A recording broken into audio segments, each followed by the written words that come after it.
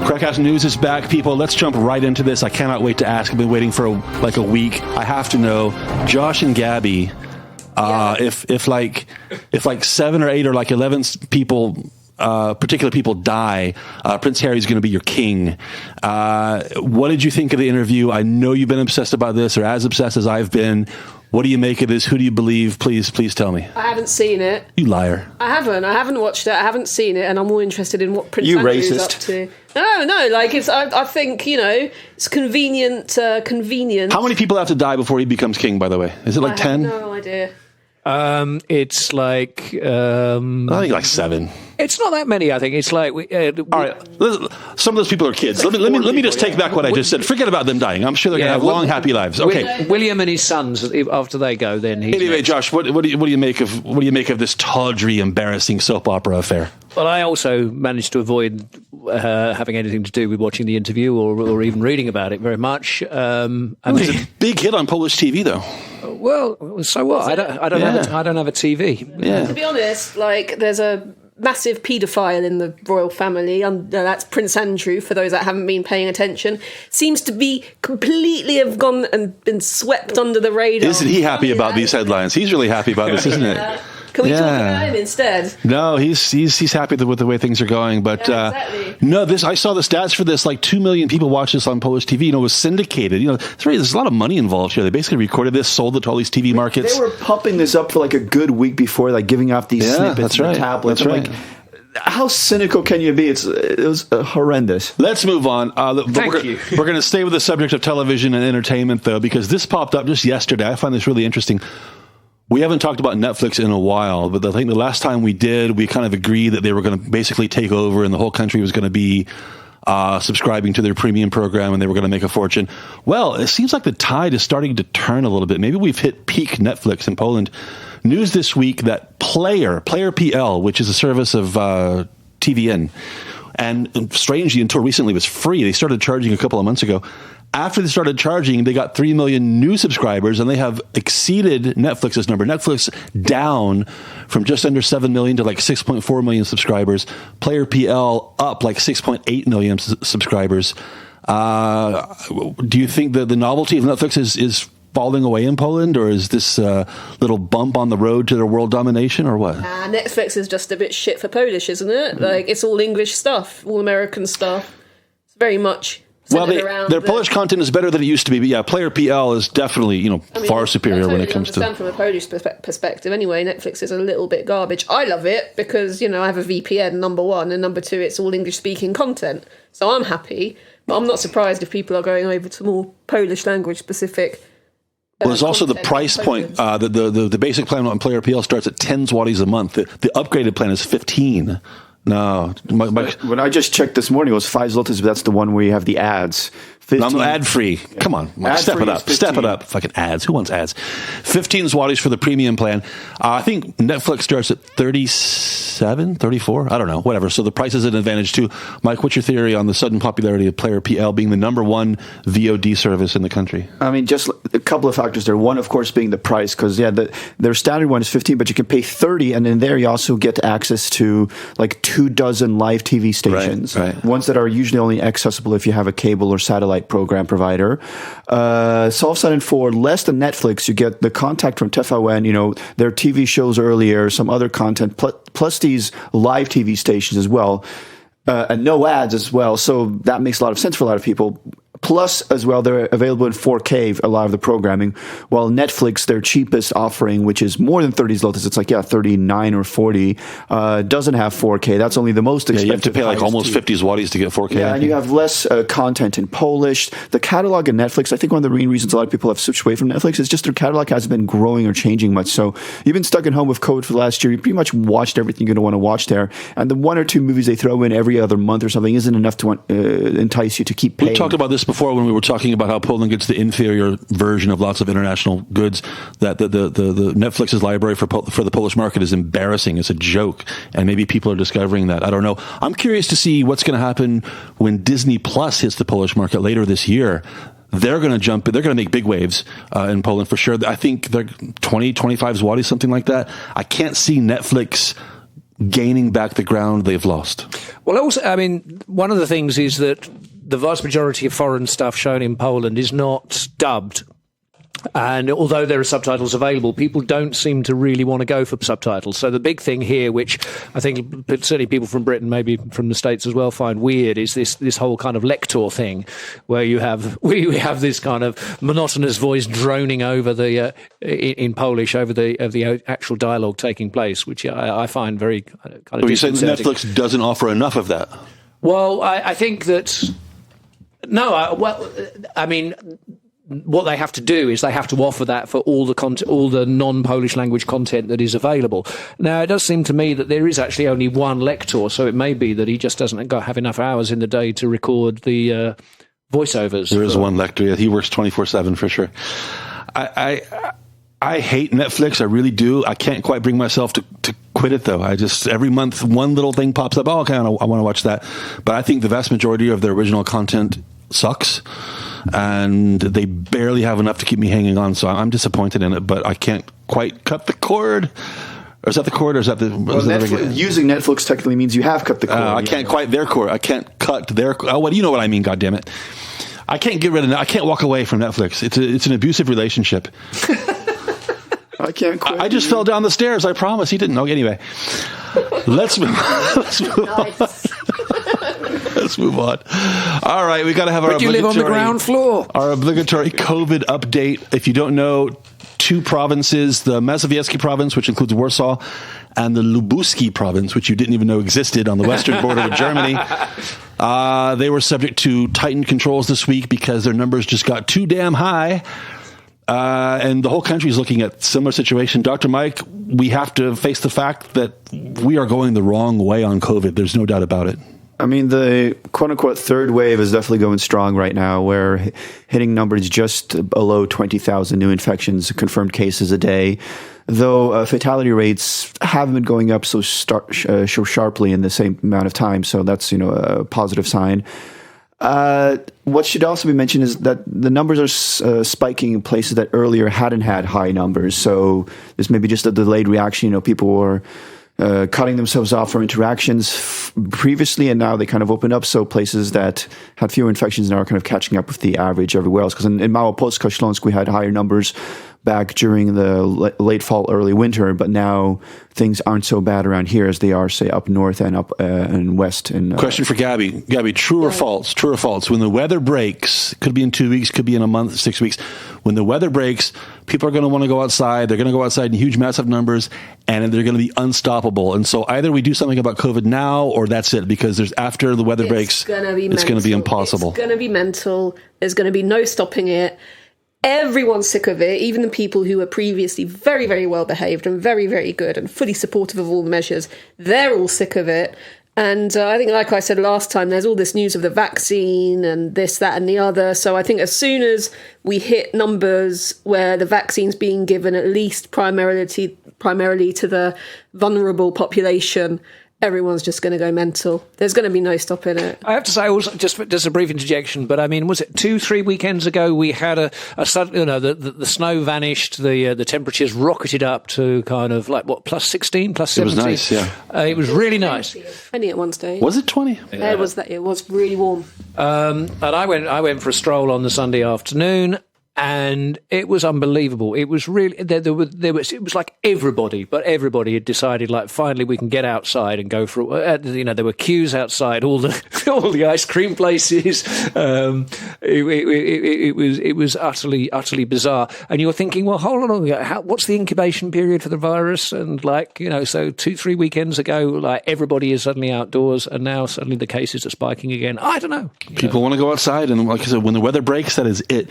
Quick question for you also, Dr. Mike. Just in the last couple of days, there's been news that I'm still having trouble believing this. Biedronka is going to offer a 49 zloty do-it-yourself test for COVID that involves a blood, getting blood from your finger maybe instead of the nasal swab thing. Can I trust a 49 zloty test from Biedronka to tell me anything? This is the same kind of test that you can get at a doctor's office for more or less the same price, maybe like 10, 20 zlotys more. I paid 490, literally 10 times more. That's a PCR test that's actually checking for the genetic material of the So what's the difference with this 49 zloty just test? checking for the antigens, the IgA. I think it's Talk down to me. IgMA and IgG here. Basically, those are what your body creates to react to the virus. And the sign that if you have these antibodies in your bloodstream, it suggests that your body had been exposed to the virus. So you could have it now, or maybe you had it 3 months ago. Possibly 3 months ago, yeah. They're not quite sure how long these stay in the system. No, how is it working on blood? Do you have to send the blood sample away to someone? Presumably, No, it's basically... It's like a pregnancy test? You dip it in something and you get basically, you pee on it. And the reagent material on the... you give it your blood and then you pee on actual test, it comes to contact with your blood. It reacts with the antigen, with the IgG, or I think it's IgG and IgM. This sounds like a big deal. It is a big deal. It is a big deal because what it means is that you can go to Biedronka, buy yourself an antibody test, see if you've had it, and if you've had it, it means you're immune, so you can go and do stuff and not worry. No, is that true, Dr. Mike? If you've had it, you're immune? Well, the question you have to remember about false positive, false negative rates with these tests. 49 zlotys. That's the red flag to me. I read that it's got a 98% accuracy. Yes and no, because that's when you bring it out. It has a higher tendency to show false negatives. So it shows you that you didn't have it when indeed you did have it. So when it shows up that the antibodies are in your system, that doesn't necessarily mean that you don't have those antibodies in your system. But this also is a slight false positive where it will show that you have them in your system when you weren't necessarily exposed to the virus. So it can be used for diagnosis. It's more, if you remember you had the symptoms a few weeks ago and this shows up that it's positive, then you can can bet that you had it, even though it's not 100%. And recently, what I've read is that the studies are showing that the antibodies stay in your blood for at least 8 months, which means if you've caught it within the last 8 months, possibly even longer, which would mean basically the start of the pandemic, essentially, you can check yourself out, which I would like to do because I did have symptoms last March. So now you tell us. Yeah, I mean, it was a long time ago. I'm pretty sure I'm all right now, but okay. It's kind of more. It's like if you're curious to see, maybe then but I wouldn't use it for a diagnostic. Well, wait. Here's my question. It would be good if a lot of the population took this, because then you could get a general feel from a statistical. Let me add, okay. Tell me where my thinking is wrong here. Okay, so if Biedronka is selling it for 49 zlotys, okay, let's say I'm guessing the wholesale is half of that. Let's say it's 25 zlotys. If it costs 25 zlotys, why isn't the Polish government buying these by the boatload and giving them out like candy for free? Because the question is, what would they do with that information? How would they change their policies then? That's the problem. It's why... But we would know. The people of the country would know if they need to go get further testing or quarantine or whatever. What would that change? That's the whole problem. These aren't exact enough to be able to actually make policy changes. Having this information would be great for epidemiologists in the future studying this.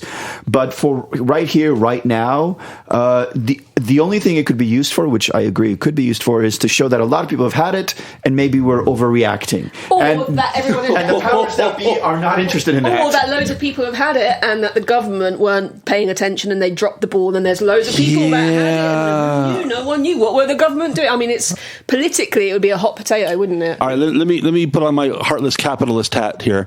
Does it say anything, Gabi, that your beloved EU is still tripping over its own feet and doing nothing while a private company is getting these tests out to millions of people through their own distribution network and making a profit in the deal? Why is it my beloved EU? I just threw that in there. I don't know anything about just to push you back in the corner. Well, it's been a bit of a failure, the EU, hasn't it? A bit, just a bit, yeah. Biedronka is saving us and the EU is having meetings. I mean, it's a massive fuck up, to be honest. So, yeah, I mean, it's 50 zlotys though, right? This is the difference. This is the difference between Poczta Polska and FedEx or UPS. It's the same thing. Who do you want to save you? The National Health Service, sorry, Dr. Mike, or Biedronka? And in this case, Biedronka is stepping up and helping us, and the government is doing what exactly? Gabi shrugging her shoulders like, I don't know. Shoulder shrugs make for great radio. Yeah, it's helpful in a diagnostic, from a diagnostic kind of standpoint. It's more like a curiosity or used for statistical information or maybe contact tracing, which is a joke anyway. I knew you threw a wet blanket on my point, thanks to with your medical knowledge, Dr. I'm Mike. with you, John. Thank you. It's annoying that the government aren't giving it for free. Yes, that's exactly. It's annoying. I would like them to do that, but seeing as they're not, $400 million for your Museum of Architecture and Design that you love. Gabi, they have to pay for a lot of tests. Yeah, but I'm pointing my finger at her, by the way. He's pointing his finger at me, yes.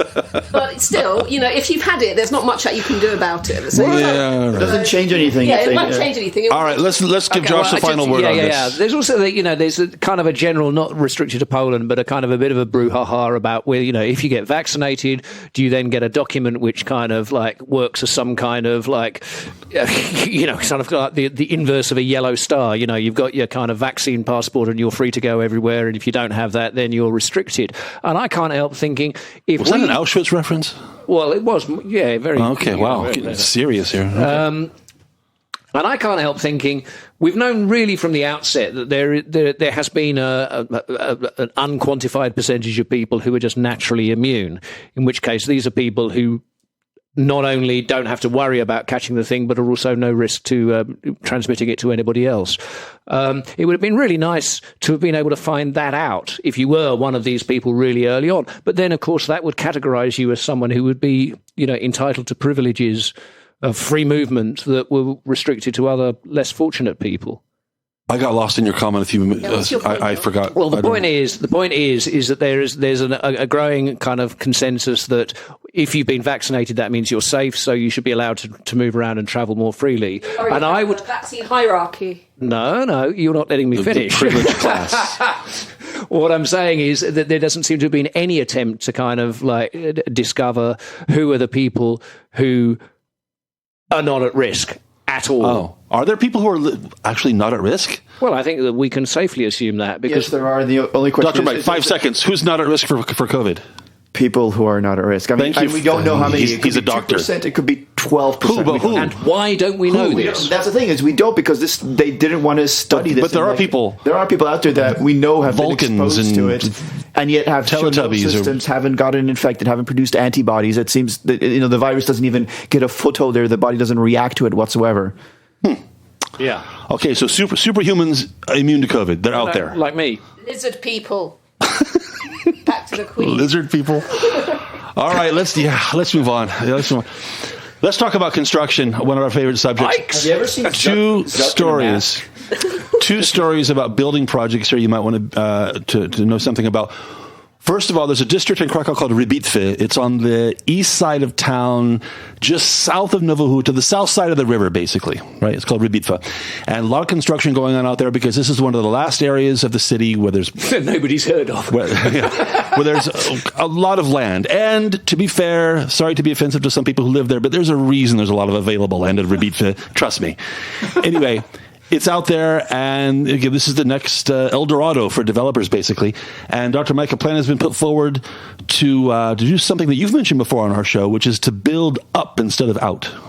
Yeah, the only thing is, I was always for building high-rise buildings, but like sensibly high, like 20, 30 stories, not 8 or 9, but closer to town.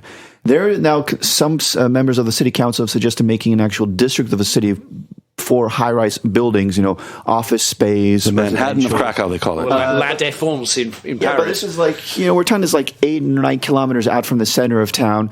The infrastructure there is... There's one tram line on Lipska. Yeah, that's one of the things. They would have to build up the infrastructure when it comes to public transit and roadways down there as well. Schools... Jacek! Schools, utilities, everything would be prepared for what they're expecting, 50 to 60,000 people. The planned community, not unlike Nowa Huta, really. Is this going to be like a residential area, or is it going to be mixed? It's going to be businesses, offices, and homes. But like Dr. Mike says, they're starting from soulless places. It reminds me of Avia. I don't know if you guys know Avia. Yeah. It's horrible. Oh my God, it's just painful. I think, Dr. Mike, this is one of those things that's never going to actually happen. People will talk about it, but I don't see this. People don't want this. People don't. Rybitwy is just, it just sucks. This area just sucks. And I don't see the developers, and I don't see if we're not building 20-story buildings now, why would we suddenly start building them in 5 or 10 years and put them all in the same place? I don't understand it. Makes no sense. Like, Krakow is not Dubai, man. I mean, have you been to Edinburgh? Edinburgh is lovely, but it's a low city. I think they've banned any kind of high-rise there, and it's lovely. Krakow is in a valley. What do you want high-rise buildings for? Like, leave it alone. Drop it, man. Well, that's the idea anyway. We'll see where it goes. The other construction project I want to mention, this is much closer to the center. This is just literally in the shadow of the building they call Blenkita, or how do you call it, Dr. Mike, on Rondo Grzegorzetska? Blenkita, I think they call it, the blue building. Oh, the one with the bank and all that. Yeah, exactly. One of the few taller buildings near town. Just on, let me see, the southeast corner of the Rondo, if there is a corner to a Rondo. Anyway, this is the building where the Dziennik Polski and the Gazeta Krakowska used to have their offices. Actually, learning about this new project is how I learned that office was destroyed. I didn't know this. I don't get out very much. But anyway, the idea that they're building a new private dormitory, much like the one that already exists on Romanovica, just across from the private university that Majorowski runs. This is kind of a trend now, actually. Upscale private dormitories. There's an age range, something like 18 to 30, something like that. It's massive. It's massive. Postgrad students. Got to cash in on the high house price. 300 plus rooms. Is this a good thing? I mean, this is a trend that tells me that it's a terrible thing. Polish families have more money to spend on their children who go to university. It's like a eugenics project, some kind of incubator where they get together 18 to 30-year-olds of high academic ability with yes, it is the upper class. Good good genes. Generation of renters, isn't it? Yeah. Well, I find it interesting because, and I don't, and Josh and Gabi, you'll have to tell me how they do it in the UK, because I don't know how you do it. Mike, this will be familiar to you, I think. Something that has always confused me is why in Poland we don't have apartment complexes. They don't exist, like what I'm used to. A developer will build X number of units, apartment units, and and that property developer owns them permanently, and people come in and out as renters, right? And in Poland, you don't have that. Everybody who rents an apartment rents it from an individual private owner, a single landlord. There's never a building where everybody who lives there is a renter, and there's one entity that owns and manages the. See, Gabi's looking at me like, you never heard of this? No. Okay, this is standard in America. This is the way they always work. Actually, I think it's true. And it doesn't work at all here. I think it's true of this building. But sorry, that's how these dormitories are run, where one company owns the dormitory. Students come in and out every school year, every couple of school years or whatever. Why can't the same business model be applied to non-students, where somebody builds a fairly large development? Let's say there's 300 apartments, and the people who rent, everybody who lives there rents, and they pay to the owner of the development. And why doesn't Poland do that? I mean, I'd like to see that more often as well, but I think one of the main reasons you don't see that happening, be it in Poland or in Europe in general, is just that there's a difference in mobility between the United States and in Europe. And in the U.S., people usually have, through their lifetimes, more jobs, more careers. Okay, true, but in a university town like Krakow, there will be renters always. And also, traditionally, university was always subsidised in Europe, which meant that the university would be subsidising not only the academic courses, but also the halls of residence where students would pay rent and have a more favourable rent, whereas what you're talking about presumably is just some guy that owns a big building making lots of money. So developers here, they finish it and they get away as soon as possible. They just run, and that's it. That's actually horrible, because what happens is a lot of these buildings, 5 years later, as soon as the warranty runs out, like the roof is leaking, things are falling apart. Every apartment is owned by somebody else. Exactly. So there's no one entity that manages the whole thing. It's a nightmare. I live in a building like this, and it's horrible. Well, okay, but I mean, it's very obvious the reason, isn't it? Is because there isn't money to be made doing it like that. I mean, you build as a developer, you build an apartment building, and in this country, which is not the case in the UK, but I mean, apartments are sold in what they call this kind of grey finished state, where you don't even have light switches or anything like that. Sort of in here, yeah. And so, in fact, the developer builds the shell and the exterior, and obviously, if there are kind of amenities like an underground car park or play areas in the grounds or whatever like that, and then the units are sold off to purchasers. And presumably, the reason that this is done is, one, because people who buy apartments want to be able to finish, not just move their furniture in, but also decide what type of plaster they have on the walls or what type of light switches. What kind of? Design's a big thing. Wait, but Josh, and finish your point. Go ahead. And one more thing. And the other thing is, of course, that maybe the cost of doing this and the way that people approach the cost of buying an apartment bears no relation to the cost of a developer building a block of flats, fitting out all of those flats, including furnishing them, and then renting them out. And the amount that he would have to charge, or she, to charge in rent per unit bears no sensible relationship to what they could realize by selling them privately. Wait. Here, let's use a typical situation here in Krakow. The developer builds X number of units, each of which is bought by a private individual. And let's just say, for the sake of argument, that every one of those buyers finishes it the way they want, as you mentioned, and then they rent it out, right? Which is very often the case here, right? So, which means it must be profitable for them to buy the apartment, invest in finishing it somehow to a minimal degree, maybe nice, maybe not so nice, and renting it out. Why doesn't the developer cut out what is effectively a middleman and do it themselves? If it's profitable for each of those individuals to buy an apartment and hold on to it for 20 years, why doesn't the developer just do it themselves and make the same money? Because it's not about it being profitable if you're a private individual buying an apartment. I mean, you must know about this. There are situations where like couples who have like children who at some point later on will be old enough to go to university, and they may buy a second apartment as an investment, as something that their children can occupy when they're at university, or indeed even maybe as a partial kind of wedding gift or whatever. They're not necessarily going to rent that apartment out in the interim at a profit. It may be enough to just simply because it's a capital investment. So the rental income doesn't have to be in itself a profit mechanism. Well, I see what you mean, but if all that were true, then the same laws would apply to the markets in America, and we wouldn't have the model that I like I said is completely standard from coast to coast. This is how it always works. Apartment complexes are owned by one company, and the residents come in and out over the years. They last for decades and decades and decades. So why doesn't the same thing happen here? That seems to be the model, as I said, that's being used on these private dormitories. That's what they're doing. I think here, maybe the reason why it works with dormitories is because people expect you to only live there for 2, 4, 6 years. But what contrasts between like the rental market in like Poland and Europe and the United States is, I think we have to talk about, is the rights of tenants. In the U.S., if you don't pay rent, in most states, you can be evicted by the end of the month, and there's very few ways that you can get around that. In Poland, Europe, often it's like wintertime; they can't throw you out. Renting is you're right. There's a risk factor for owners, and if you have to also ensure that the person you're throwing out has somewhere else to go. And if they have a baby, forget about it. You're not going to throw them out. If you're a large scale business, that's just not worth the hassle. If you're that's a good point. If you're just a personal investor and like buys one apartment, that's easier to handle. But if you're a big company, that's just not worth it. There are better ways to invest your money. Well, this is the second one of these, and I expect we'll see more of them, like in huge private dormitories, upscale.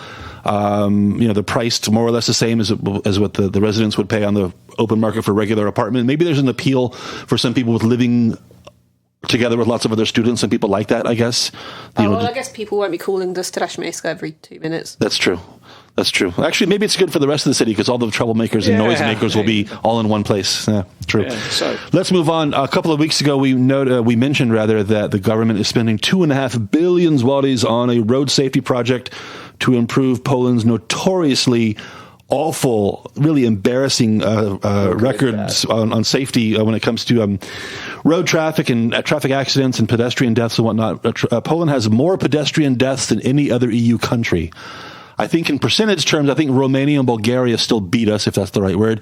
But in absolute terms, Poland's a bigger country, so Poland's number one on this horrible list. Yay!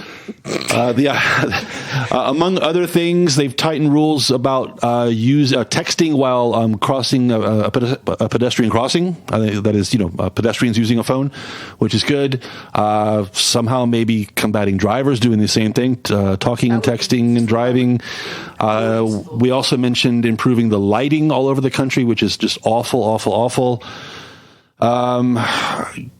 Here's my prediction, guys. They're going to implement all these measures, and the stats are still going to be bad because the core fundamental problem is cultural in terms of driver habits that really cannot be improved through spending money. I agree. I have to say, actually, and I mean, admittedly, this is maybe not a particularly general example, but in the immediate vicinity of this building around Dietler and Krakowska and everything like that, one of the things that has really become apparent just in the last few weeks is that if you're on the pavement and you approach a zebra crossing or a walk, as I believe you called it in the United States. Zebra, but okay, yeah. People actually stop. Yes, I've noticed that as well. That's People are changing. stopping before you even People kind are of good like about look it. at them expectantly. 10 years ago, it was horrible. It was No, horrible. in fairness, people are. Yeah, you're right. Much better about stopping and letting people cross. And I mean, sure. I don't know who posted a link, but I mean, you're still going to get people like that clown in the BMW, 25-year-old clown in the BMW who kind of knocked someone flying on a zebra. Can I mention that since you brought it up? Yeah, of course you can. If anybody listening, if you follow any one of the local media platforms on Facebook, you probably noticed in the last couple of days, because it was played like a million times everywhere, there was a clip taken from a dash cam on Radzikowskiego, which is out there by Ikea in Branowice. There was a young lady crossing a crosswalk, as she should have. In other words, she had a green light and the cross traffic had a red. She was on a scooter, if that matters to you, but she was... that is kind of a minus. She was on a scooter. But anyway, she's going through the crosswalk. She has a green light, and this out of nowhere, this BMW comes flying, clips her, sends her into the air. Apparently, she has head injuries. She's going to be okay, but it's bad enough.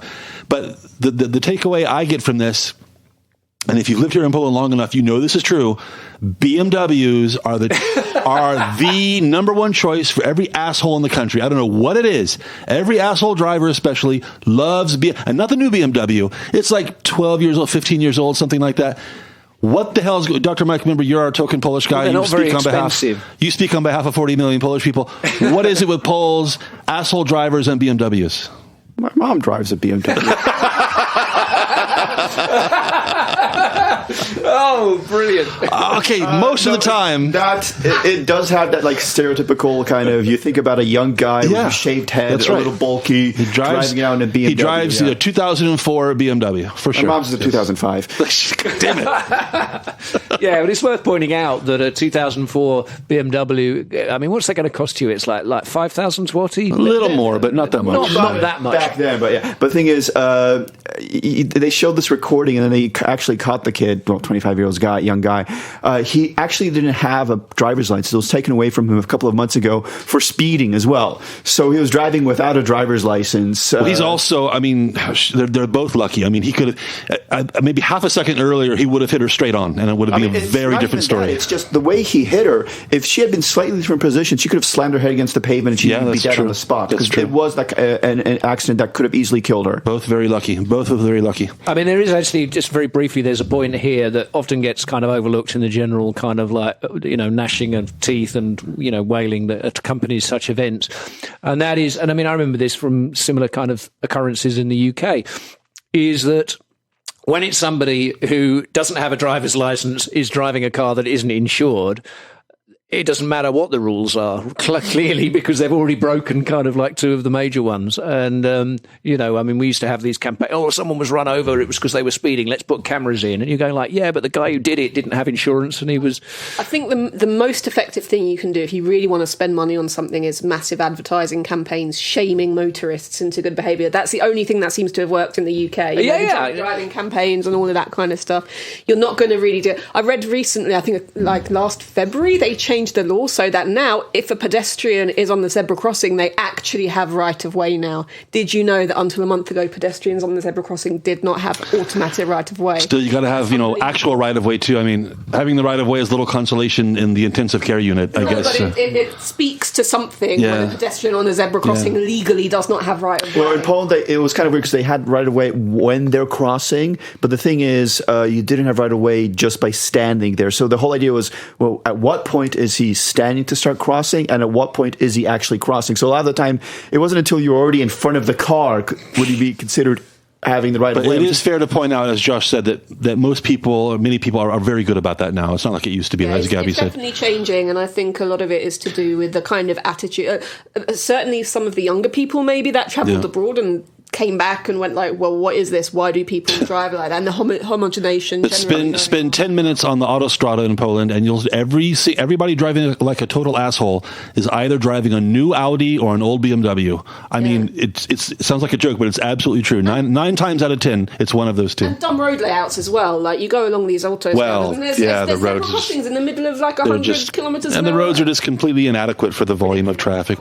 And the other thing is tailgating, also, not just crossing the road. Yes, just bad habits generally. No, but that's also been outlawed now. They've actually brought. But how do you do that? How do you outlaw tailgating though? Well, it's going to be hard to implement. But the thing is, how do you the enforce law that? is saying that like when you're traveling at a certain speed, your distance from the car in front of you has to be a minimum of half that speed in meters. So if you're going 100, everybody knows that. And how do you enforce that as it happens? Yes, especially since there are situations where you're allowed to get closer if you're passing, legally passing, of course. And then the argument is like, well, the police officers say you were too close, but you could say, oh, I was getting ready to pass that car. Yeah, so the car in front of me hit the brakes suddenly, just or having whatever. a law out there that people are aware that they shouldn't be driving. And if the person in front, it's sometimes enough to put people. And if the person in front of you isn't moving fast enough, and they need to get out of the way because you are in a genuine hurry, and I mean that's clearly the case. Like when I'm driving, for example. Well, yeah, or me. It should be clear that you people need to get the fuck out of my way because I'm in a hurry. So please move. And then there's the whole thing that people keep forgetting that the left lane is not the fast lane; it's the passing lane. But people just stay in it, and that also We should consider do a whole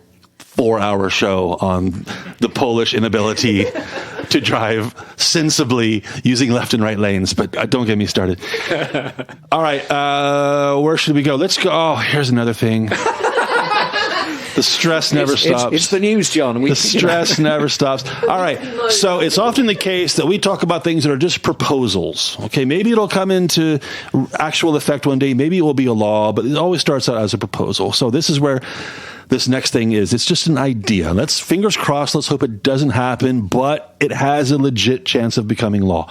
If you've been to Germany, for example, you know that there's we call it a deposit. In Polish, it's kaucja. And every time you buy something in a plastic bottle, for example, you have to pay an extra something, and you get the money back when you bring the bottle back, right? It's a complete pain in the ass.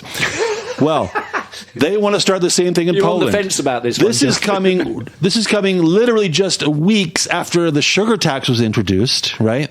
And now they want to say, you know what, upping the price of these drinks in plastic bottles by whatever percent wasn't enough. We want to put a kaucja or a deposit on top of that. I mean, this is so impractical. And yeah, I know the Germans do it, but this is not Germany. So. Dr. Mike, please. Despite their best efforts. Please. Didn't it used to happen in Poland? Please tell me that this is never going to happen. I won't have to pay goddamn 30, 40, 50 grosh or whatever every time I buy a plastic bottle of something. It's going to happen because it's already mandated by the EU, and I think it has to be brought in by 2023. There's your beloved EU, Gabi. The question is exactly how will it be executed and what the costs will be. We'll see. But So surely you just have a reusable plastic bottle, and I'm not totally against it if it's just going to. Every time you want some kind of. Are we saving the world with this? Is this what we're doing? We're saving the whales or the trees or whatever. Plastic bad thing. So you go to Żabka, you want a fizzy drink, you take your recyclable plastic bottle with you, and you fill it up from a fountain. That's. I love that. Here's the thing. Okay, so currently, and I'm sure you've been in this situation too. You go to Żabka and you get stuck in line behind the guy who brings in like 47 beer bottles and wants a hot dog. And you have wants a hot dog, yeah. And so 6 hours later, you leave the store. Yeah. Anyway. So the current law is that there are deposits on beer bottles, right? And the law says that you have to take it back to the store where you bought it, which usually involves proof in the form of a receipt, because right? the deposit varies from shop to shop. Can you believe that? What? Garbage, isn't it? What? No, it doesn't. It's on the back of the bottle. Usually. No, it's not. Different stores charge different deposits? Different stores charge a different deposit. Jesus Christ. I'm sure on some, you can look at it on some glass bottles, it tells you what the deposit's worth on the back of the bottle. All right, well, here's the thing. With the plastic bottle proposal, which, as Mike says, is probably going to be a thing because of the EU. Thank you, EU.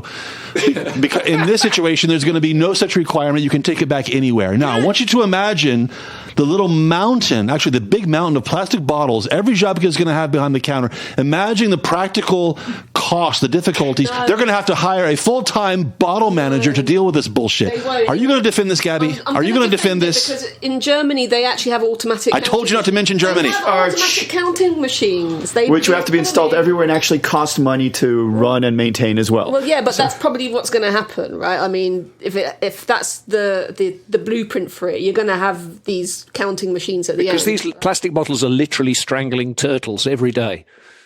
No, like the rationale for this of saving the planet or whatever. I mean, Don't come throw it on. into the ocean. That's one thing. Just burn it all. Get the energy out of that's it. one thing. But Slim risk of that in Krakow. But it's generally not our fault. What is the typical deposit on a beer bottle, by the way? 30 groszy, 40 groszy? 30? 50 sometimes. It depends on the bottle, but I honestly, I've never returned a bottle here, and I don't know if any of the bottles I ever bought had a deposit. Yeah, no, I've never done it you have either. to look on the back of them. What you do is you leave them outside, and it's a little. It's like a tip for the homeless people, isn't it? Some people do. And I mean, they do. that's one of the tip for their good work. things I hate at my local stores. I walk in there, and there's always like a homeless guy stinking up the place with like 50 bottles. Exactly. Doesn't have a receipt, but they're like, for his receipt. yes, Pania Stasa, we'll take this. So, Josh, do you just see the deposit as like a surcharge you have to pay? You're not really serious about getting that money back? Well, it's why I drink cans, isn't it? I think it's going to be on all kinds of. Gabi, final word on the plastic bottle proposal from you? Well, it could work if it's What define work? What is work?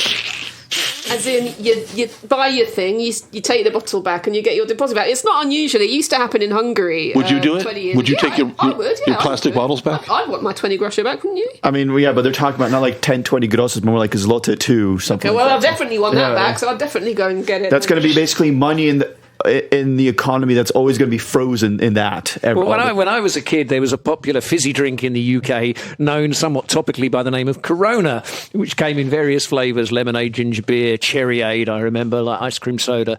And you always there was a deposit on the glass bottles. And one of the great things as a kid was like kind of going around bins and trying to find these bottles, because if you hoovered up enough of them, you could take them to a shop and exchange them for a full one. Da-na-na. And it was called Corona, which is also topical. I said that already. Yes, you did. We got it. Yeah. Well, we know Corona kind of kills the memory there, so you might be repeating yourself there. One more thing. Who are you again? One more thing. Where am I? Dr. Mike, remind for anybody who's never heard of it before and who's not a faithful listener to the KrakCast, if you can imagine that. We've talked about this a few times. Explain the concept of the shanastka, the 13th, in the context of retirement payments. Oh, this was something that started even before it was for retirement pensions. Basically, back during the communist era, it was payment, if you were payday, a good worker, or they want to give you a bonus at the end of the year, or any time that something special was happening, they will give you a 13th, a cenastka, which is basically your monthly payment, but an extra 13th one. And they started introducing that here in Poland again in recent years for retirees, for pensioners. I don't know why they just wouldn't give them that 13th payment split over the previous 12 months. They give it... Feels like more, maybe. Nostalgic purposes. Oh, yeah, I like that. Yeah. And now they've actually said they're going to introduce a 14th. Yeah, 14, that's right. So getting 13 yearly payments, not enough. Charm, then. It's like... Now we're getting 14th. Now here's what I want to ask you about, Dr. Mike, because I was reading about this, and a very interesting stat I find unbelievable, but you and I were kind of messaging back and forth before, and you assured me that it's true. The government says... Oh, and by the way, it's not just retirees, it's people on disability as well. Pensioners, basically, yeah, of all types of pensioners. Retirement and people on disability. It could also be under retirement age. They're considered to be pensioners in this country, aren't they? Okay, anyway, the government says that this new scheme will pay out to about 9 million people. And I'm doing the math in my head. I'm like, 9 million, that's basically 25% of the country. Are you telling me 25% of the country is retired or disabled? Dr. Mike, can you say yes? When it comes to just disabled people, there are close to about 3 million people in the country that are certified disabled. There are certain degrees of if you're, very disabled, or is it just a minor disability of some sort, from somebody who's legally blind or quadriplegic to somebody who's just been diagnosed with some kind of, say, chronic pain ailments or something like back pain. That's also a disability, so you're not going to work. So you might be also receiving a pension or some type of funds. And there are about 3 million people in the country that have some level, some. That's like 8% of the country. Yeah, and when you consider workforce, that's more like 20% of the workforce. Now, remember a couple of weeks ago, I think in the last news that we did, we were talking about the L4 medical release form and how everybody knows it's abused. Everybody knows you can, wink, wink, get a sympathetic doctor to give you L4 medical release for months and months and months. It's an open secret that kind of the same idea applies to disability, right? You can pay doctors to sign off on your disability, which basically gets you this, monthly paycheck, 14 a year now. This 3 million surely contains like a significant portion of outright fraudulent disability There are fraudulent claims. ones, but also part of these are only temporary. So after 6 months after you have to be reassessed as well. So You go back to the same sympathetic doctor for another payment. But there's a commission. There's some paperwork to be done. So there's a whole bureaucratic chain there, and there are a few doctors that can help you, but at a certain point, Zeus or the other body that certifies this will say, like, no, this is too much. We'll stop it. We need to bring in somebody else to screw us over. Do you know how these stats compare to other countries in terms of, is Poland an outlier or what? I don't know exactly, but I have heard that Poland is an outlier in the sense that I bet France gives it a good run, actually. Actually, you're right, yeah. But then, France is another country which has, pharmacies, on every street corner, and they're also, notorious hypochondriacs. So maybe there's a kind of a, historic kind of linkage between Poland and France. But I will mention that a few years ago, there was kind of a cleansing in a system where previously people with people with disabilities were entitled to have these, blue cards that allowed you park on handicapped spaces. And these cards were given out with no end date. They didn't expire. So people would have aunts, uncles, grandparents that got these blue cards. They died. The card was still valid. So the grandson was parking on, anywhere he wanted in town, legitimately. And if he was stopped, he could always say, oh, I'm picking up my grandmother. I just dropped her off or whatever. Just on my way to vote Democrat. So basically they said, okay, all cards are going to be considered expired now. And they started over. Reapply. And they tried to bring in higher standards. So it's still a sham, though. Everybody knows that these, half of these handicap parking tags are. You see, because they're marking them now, aren't they? I've seen them. It looks like they're kind of reserved for Scots nationalists because they're kind of blue with a diagonal cross on them. Yeah, but still, Dr. Mike, 9 million people, again, 25% of the population, not 25% of the workforce, 25% of the country is retired or disabled. I just don't know how you make that math work when it comes to tax revenue and government spending and things. Disabled or getting some kind of pension. You consider how many people are retired. You consider how many people are, young. You consider how many people are getting outstead. You're wondering, who the hell's actually working in this country? Who's paying the taxes? It does kind of go to explain why, if you're self-employed, the amount you have to pay in Zeus each month is kind of so high. It's approaching the national minimum wage. It's massive. It's massive. Maybe that's what the plastic bottle tax is really about. They know a lot of people won't redeem it. The government keeps the money. I guess the government keeps the money, or does the store keep the money? I don't think it's been worked out yet. It's a deposit. Sorry, I'm just dragging things back to the bottle. This is what I said when the money will be frozen in the economy. It's money that's not going to anything. And there'll be a system built up that will cost money to maintain it. So it's, from an economic standpoint, it's a stupid idea, but yeah. Time to close things up, which reminds me that at the top of the show, I forgot to welcome Gabi back to the show. In case you were wondering. You didn't introduce me either, but yeah. Welcome back. Oh, you're always here. We're not excited about you or me or Josh. It's just Gabi. Hi, everyone. Welcome back, Gabi, and thanks for coming back. Anyway, that's it for this week. Thanks for listening to the news, krakcast.pl. Check out all of our more than 300 episodes. Thanks for listening, and we'll catch you next time on the news.